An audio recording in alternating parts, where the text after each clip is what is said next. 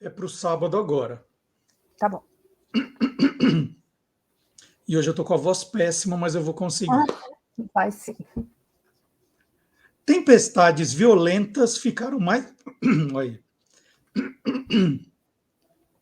Tempestades violentas ficaram mais frequentes no Brasil nos últimos anos. No último ano e meio, por exemplo, 11 desastres foram causados por tempestades fortes. Quase 500 pessoas morreram nesse período em enchentes ou deslizamentos de lama, terra e pedras, sem contar ainda os mortos que estão sendo contabilizados na tragédia do litoral norte paulista, agora neste carnaval. E eu converso com a meteorologista e locutora Olivia Nunes, que trabalhou 11 anos diretamente com previsão do tempo em canais de TV e nas rádios do Grupo Bandeirantes, né, onde nós nos conhecemos. Fizemos muitos programas juntos ali no Grupo Bandeirantes. A carioca Olivia formou-se pela Universidade Federal do Rio de Janeiro e fez mestrado na Universidade de São Paulo, cidade que adotou em 2004. Desde 2021, a Olivia atua no setor elétrico, elaborando cenários de tempo e clima que verificam as variações de preços da energia no país. Bom, vou dar primeiro um bom dia para a Olivia Nunes. Muito obrigado por conversar comigo e te perguntar logo de cara, Olivia, por que está chovendo tanto no Brasil? Bom dia, Marcelo. Obrigada pelo convite. Mais uma vez participando do seu programa. E lembrando que a gente está no verão ainda, né? A gente desacostumou nesses últimos anos de verões com bastante chuva, porque nos últimos 3, 4 anos, pelo menos, a gente vinha tendo verões um pouco atípicos, com condição que a gente chama de bloqueio atmosférico, ou seja, dias de calor, de muito calor, mas de pouca chuva. Nesse verão 2023, a gente fala 2022, 2023, né, que o verão começa em dezembro, vai agora até fevereiro, a gente está tendo uma condição de chuvas mais constantes. A gente não teve bloqueio atmosférico nesse ano, a gente no ano passado chegou a ter na segunda quinzena de janeiro, mas nesse janeiro não teve, fevereiro também não está tendo, e a expectativa é que o verão vá finalizando com chuvas, que a gente fala, mais regulares, ou seja, períodos de chuva que vêm, frentes frias que passam e trazem essas chuvas volumosas que a gente viu aí nesses últimos dias, principalmente sobre o estado de São Paulo. Mas quando a gente falava em chuva, chuva de verão, não dava a impressão que era uma chuva assim, forte, mais rápida, que não chegava a causar tanto estrago ou não? Chuva de verão sempre foi assim, Olivia? Não, chuva de verão era mais rápida mesmo, eram aquelas pancadas de final de tarde, a gente tinha dias de muito calor, aí finalzinho de tarde com a entrada de brisa, formava as nuvens carregadas e aí chovia e parava. Só que a gente, nesses últimos anos, tem observado transtornos maiores com essas chuvas, isso muito por conta de ocupação de áreas que antes não eram ocupadas, e principalmente a intensidade das chuvas tem vindo um pouco mais intensas, tem vindo um pouco mais fortes mesmo. O que a gente teve, aliás, nessa chuva do litoral norte do estado de São Paulo, foi uma condição que foi agravada um pouco mais por conta do oceano estar um pouquinho mais aquecido do que estava nesses últimos meses. A gente teve aí o litoral do estado de São Paulo, o litoral da região sul também, com a água do mar ficando um pouquinho mais quente. E aí a água mais quente evapora mais água, ajuda a formar mais nuvens carregadas, e aí acaba sendo um combustível, né, para uma chuva um pouco mais pesada. Então, é até difícil dos modelos meteorológicos conseguirem prever uma chuva de tamanha intensidade, porque acaba estourando um pouco até a escala do modelo de previsão. Havia até já uma previsão dessa chuva mais intensa, mas, de um modo geral, Marcelo, nos últimos anos, a gente tem observado que os extremos estão ficando cada vez mais fortes. A gente está entrando numa época de extremos climáticos, que a gente fala, né? Então, isso a gente tem que começar a observar. Chuvas um pouco mais fortes, chuvas assim muito violentas, ondas de calor bastante intensas. A gente viu, final de ano de 2022, estava fazendo calor em algumas áreas da Europa. Antes disso, tinha feito um frio muito intenso nos Estados Unidos. Então, as ondas de frio, ondas de calor, eventos de chuva, a gente tem observado nesses últimos anos que eles estão ficando cada vez mais intensos, cada vez mais fortes. Olivia, a gente ouve, né, no caso do que aconteceu agora no litoral norte de São Paulo, que choveu em um dia o que se esperava que chovesse em 2 meses, né? quando tem um desastre assim, a gente ouve geralmente isso, que choveu muito além do que era esperado para o mês inteiro. Agora, uma pergunta de leigo. A gente ouve, né, que quando o vapor vai subindo para as nuvens, né, tem determinado momento que ela fica tão carregada que chove. Não Isso. tem um limite da nuvem, assim, subiu, mas então já não acumula, já cai direto, e as chuvas seriam sempre do mesmo tamanho? Não, Como é não, na que elas verdade, superlotam assim para chover tanto de uma vez só? ó, primeiro que é assim, não é quando a gente fala, muita gente fala, choveu o esperado para 2 meses. O esperado é o que é o previsto, não a média. Normalmente se fala, quando a gente escuta falar choveu o esperado para 2 meses, é que choveu a média de 2 meses acumulados. Não necessariamente vai ser o esperado, porque o esperado é o que a gente faz na previsão do tempo mesmo. Então, se a previsão indicar que vai chover 300 milímetros e a média do mês for 200, então o previsto é 200 e aí ele ultrapassou a média do mês. No caso, a gente teve chuvas bastante intensas, o que seria a média de 2 meses caindo num dia só.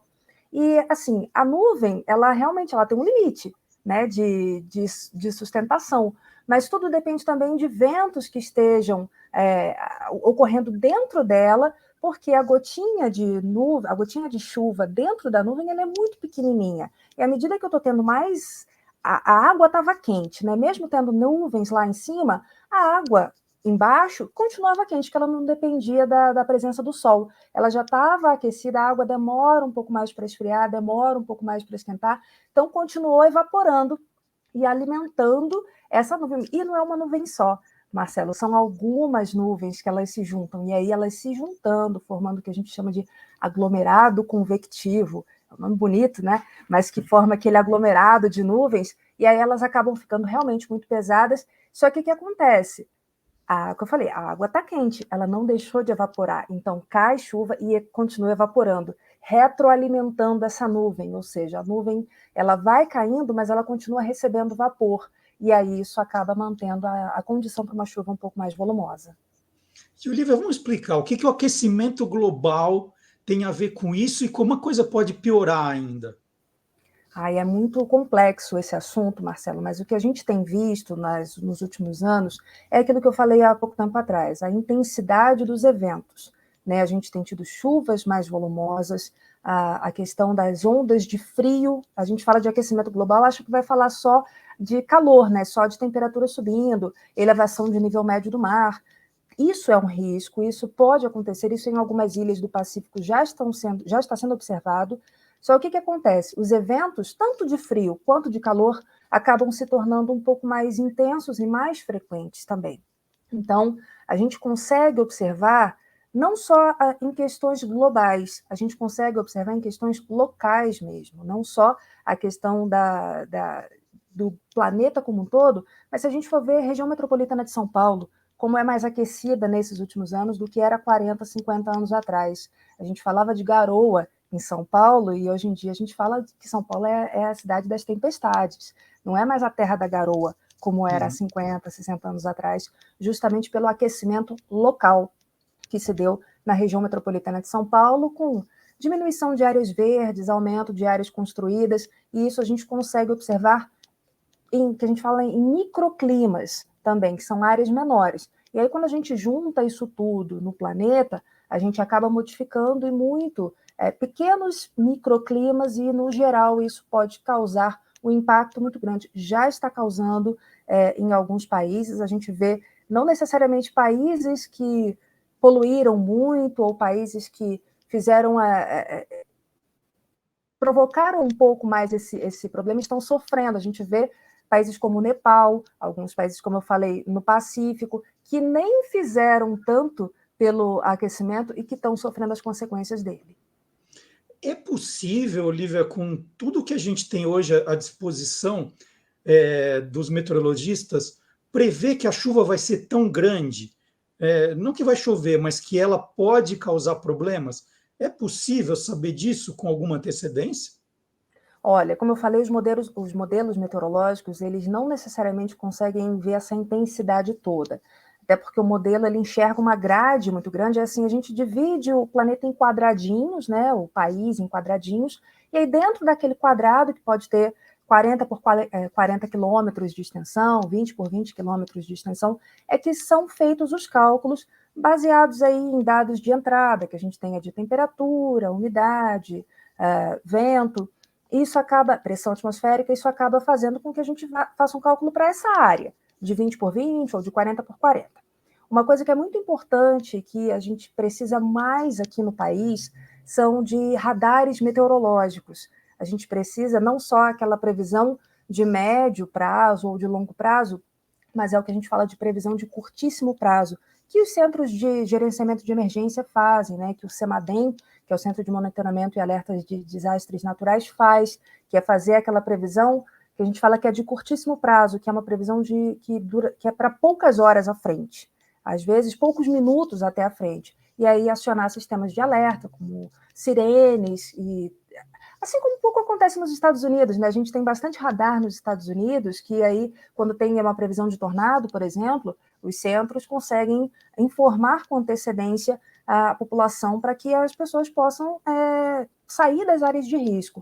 A gente precisa um pouco mais aqui no Brasil desses sistemas de alerta, de monitoramento e alertas em áreas de riscos, que tem se tornado, a gente vê cada vez maiores, né? Áreas de encostas, áreas próximas a rios, são áreas de riscos, as populações foram crescendo nessas localidades, então essas áreas se tornaram áreas de risco, não eram há 100 anos atrás e hoje são.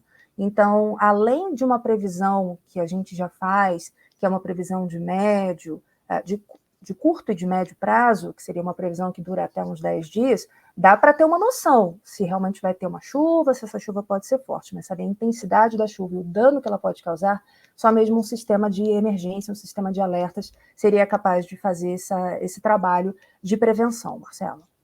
Com esse número de mais radares meteorológicos, você falou de avisos de curtíssima antecipação.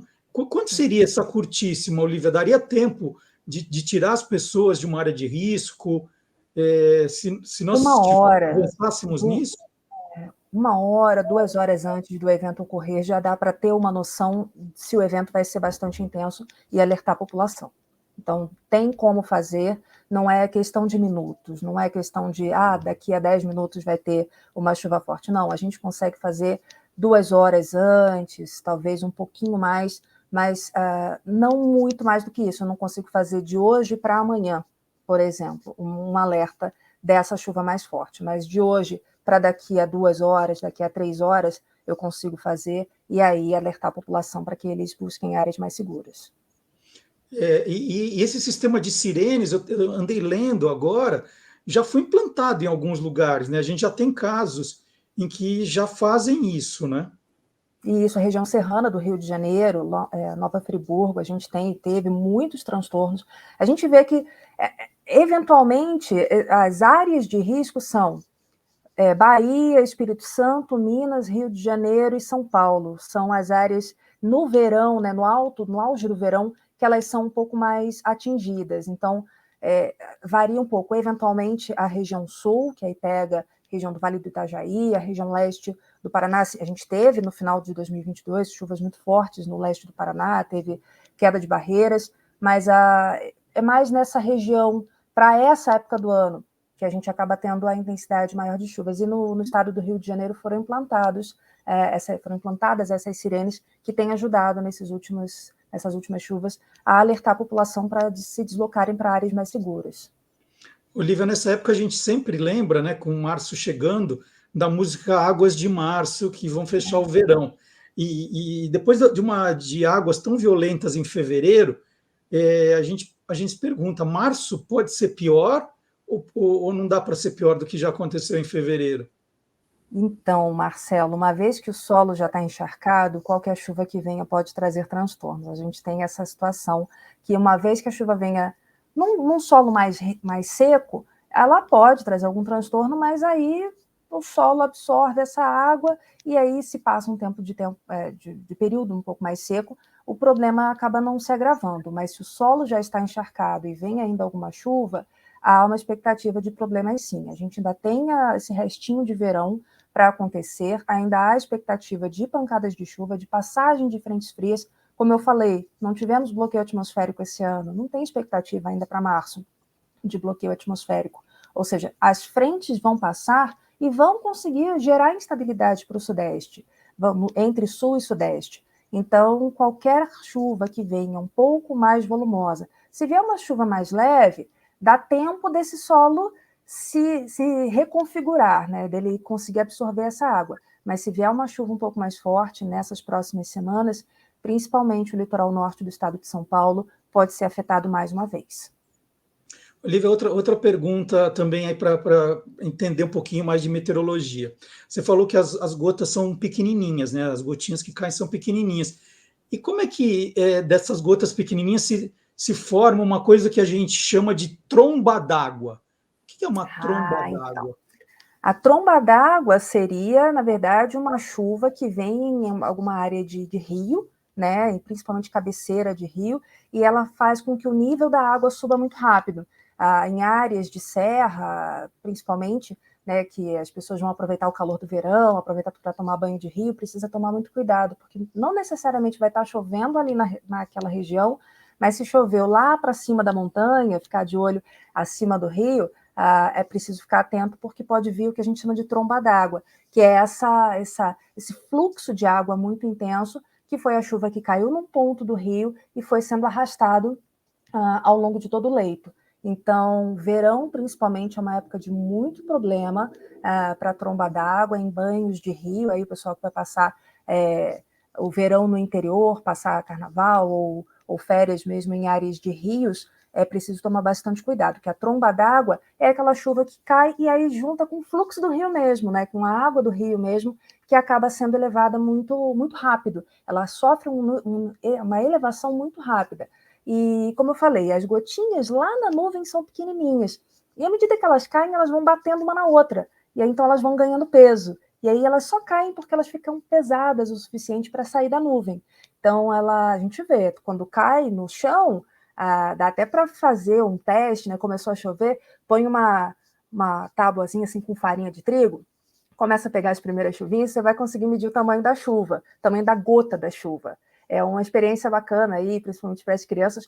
Não é no cuidado se tiver descarga elétrica, vai para dentro de casa. Mas se tiver uma chuva que ainda não veio com descarga elétrica, começou a chover, põe um tabuleirozinho com um pouquinho de farinha para depois medir o tamanho da gota de chuva. Mas elas aumentam à medida que elas vão juntando com outras gotinhas na queda dentro da nuvem mesmo. Olivia, e a ressaca do mar? Tem alguma coisa a ver com chuva em alto mar ou não tem nada a ver com Tem, chuva? tem sim. A gente fala da questão dos ciclones extratropicais, que são áreas de chuva, né? Um ciclone extratropical é um evento muito comum, ele se forma uma vez por semana, não devemos nos preocupar, não são questões de aquecimento global nem nada, são fenômenos comuns para a meteorologia, né? Ciclones extratropicais são áreas que a gente fala de chuva bastante intensa. A gente fala que para formar chuva, a gente tem que ter uma área de baixa pressão atmosférica, ou seja, do vento está vindo de baixo para cima na atmosfera.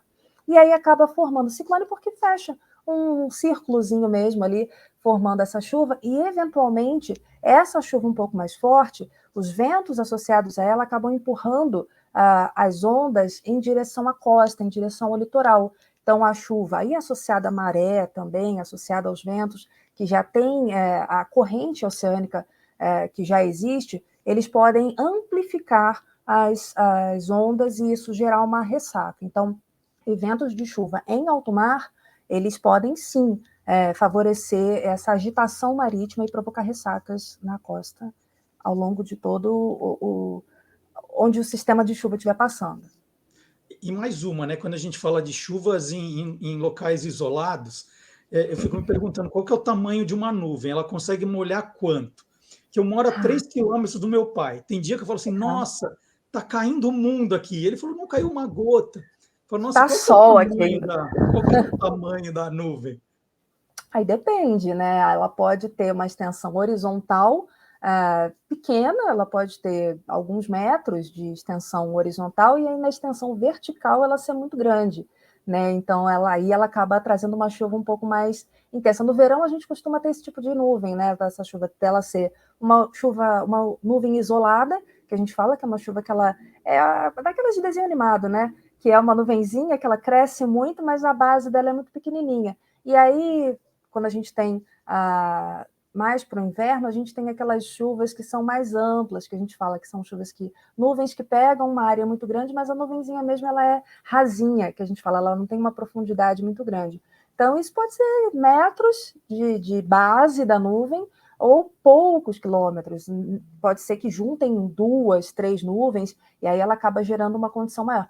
Quando a gente tem temporais, né, aqueles temporais de final de tarde, não é uma nuvem só, são várias nuvens que se juntam e aí elas acabam favorecendo essa ocorrência de chuva, mas não necessariamente se chove no bairro, vai chover no bairro vizinho, porque tudo vai depender do vento que vai soprar elas aí dentro da cidade, para onde que elas vão ser direcionadas e o quanto que elas vão caindo no caminho. As nuvens combinam um happy hour, né? Eles se juntam no final do dia e cai aquele chuvão, é E isso. normalmente sexta-feira, né? Ela vai para acabar com o final de semana da galera. É quase isso, elas combinam happy hour e chovem no final do dia. E olha, gente, além de dar todas essas informações sobre chuvas, a Olivia agora me ajuda também a desvendar fake news de meteorologia, né? Antes do carnaval circulou e circulou assim, bem circulada, que aquelas previsões do tempo que a gente vê em aplicativos do celular, né? Que dá lá nuvenzinho percentual. Aquilo lá quanto do território da cidade a chuva vai molhar e não a probabilidade de chuva. Aí o Olivia falou: não, não, não, é fake news. Não tem nada a ver, né, Olivia? Não tem nada a ver, não. Isso agitou a nossa comunidade meteorológica. A gente tem grupos de WhatsApp que a gente falou, gente, o que está acontecendo? Que inventaram isso agora. Então, quando fala que é 40%, é 40% de probabilidade. A gente mede, na verdade, Marcelo, a instabilidade da atmosfera. E aí a gente vai verificar se tem condição ou não de chuva para aquele dia. E aí, nisso, há uma expectativa de chuva, que pode ser em qualquer área, pode ser uma única nuvem isolada, como a gente acabou de falar, ou podem ser algumas nuvens que tragam chuva um pouco mais ampla, mais espalhada sobre a cidade. Mas quando a gente vê na previsão do tempo a probabilidade de chuva, 40%, é 40% de chance de chover, ou seja, a atmosfera está começando a ficar instável.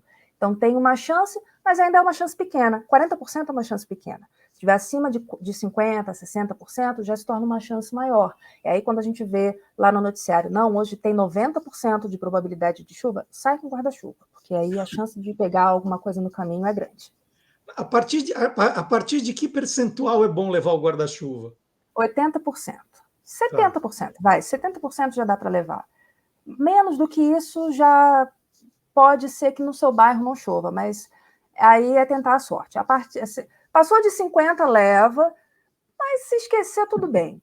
Agora, passou de 70, já posso me molhar. Aí passou de 80, amigo, não tem chance, vai se molhar muito provavelmente. E, Olivia, para terminar a nossa conversa, fiquei muito curioso desse seu novo trabalho, né? Você está atuando no setor elétrico, eu Isso. estou vendo aqui, elaborando cenários de tempo e clima que verificam as variações de preços da energia no país, que é uma coisa que mexe com todo mundo, né? O valor da energia. Me explica como é esse trabalho? Então, lembra que em 2021 a gente teve aquele risco grande de apagão? A gente estava numa crise hídrica muito grande no país inteiro, a gente teve poucas chuvas, na época do período úmido, né, no período chuvoso, que tinha sido entre 2020 e 2021, teve bloqueio atmosférico, antes disso tinha tido também, então no verão não choveu, como a gente está vendo essas chuvas de agora. Então a gente teve, nesses últimos verões, poucas chuvas e os reservatórios acabaram ficando muito baixos. Então, o que eu faço? Junto aí com outros meteorologistas, um número grande de meteorologistas está trabalhando atualmente no setor elétrico. A gente verifica essas condições futuras de tempo e de clima, principalmente de clima, se a gente vai ter eventos como Laninha, que a gente está tendo agora, se vai ter eventos como El Ninho, onde essas chuvas vão ficar mais intensas ou não, para ver se elas vão cair em cima dos reservatórios que geram a energia, a eletricidade no país. Se não caírem, se essas chuvas não caírem em cima de reservatório, eventualmente vai ter que ser acionada a termoelétrica, que é uma energia que é muito mais cara. Ela tem um preço muito maior. E aí, por isso que a gente muda a tarifa lá na nossa conta de luz. Então, o que a gente faz, né, os meteorologistas fazem, é verificar também se a geração de eólicas, que a gente tem aproveitado muito a geração de eólicas do Nordeste, tem crescido muito o número de geração solar também no país, a gente tem tido aí algumas regras na ANEEL, regras aí que têm permitido, que a gente fala que é micro e mini geração, micro e mini geração distribuída, né, que são as residências mesmo, terem as suas próprias gerações de energia solar, e aí isso entra na rede também, acaba batendo o preço da energia que eles pagam na rede, e essa energia que sobra pode entrar na rede para abastecer outros lugares. Então, o que a gente faz no setor elétrico é fazer isso, fazer essa previsão para ver se a gente vai ter condições de garantir energia, ter essa garantia elétrica no país. Se a gente não tiver através da chuva, o quanto que a gente vai precisar acionar a termoelétrica e quanto isso pode impactar no preço, que todo mundo vai pagar.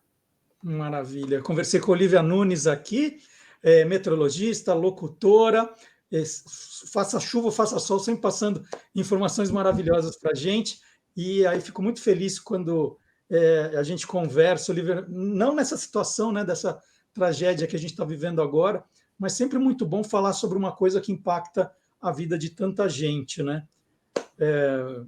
Aliás, para a gente também começar a pensar no futuro para que essas tragédias não se repitam. Eu te agradeço demais a conversa. Eu que agradeço, Marcelo, a participação aqui de novo com você. Sempre que você precisar, é só me chamar. É um prazer esclarecer tudo aí o que eu puder, para que realmente, para a gente conseguir se precaver de problemas, a gente conseguir elaborar melhor alguns planos de como evitar esse tipo de tragédia no futuro. É isso. Obrigado, então, Olivia. Até a próxima. Até.